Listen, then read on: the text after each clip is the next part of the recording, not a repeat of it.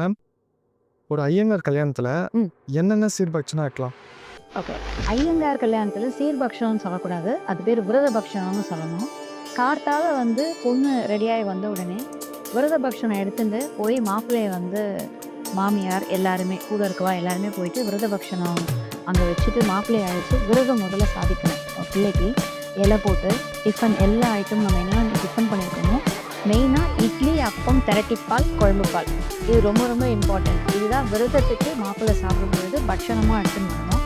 அது இல்லாமல் நுக்கல் அப்படிங்கிறது ஐயங்காரில் ரொம்ப ரொம்ப ஃபேமஸான ஒரு பக்ஷணம்னு சொல்லலாம். விரத பக்ஷணத்தில் நுக்கல் இல்லாமல் இருக்கக்கூடாது.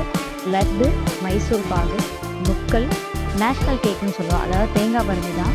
அப்போல்லாம் 3 ட்ரை கலரில் போட்டுருந்தோம். பட் இப்போ கலர் நம்ம ஒயிட் பண்ணுறதுனால ஒயிட் கலரில் தேங்காய் பருமி இருக்கும். So national cake, rava laddu, முள்ளு முறுக்கு, கை முறுக்கு, இட்லி, அப்பம், திரட்டிப்பால், குழம்பு பால்.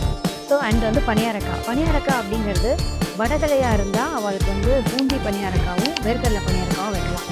இதே தெங்கலையாக இருந்தால் அவளுக்கு மனோகரம் தான் மஸ்ட்டு. ஸோ ஐயங்கார் விரத பக்ஷணத்தில் இது எல்லாமே கண்டிப்பாக இருக்கணும்.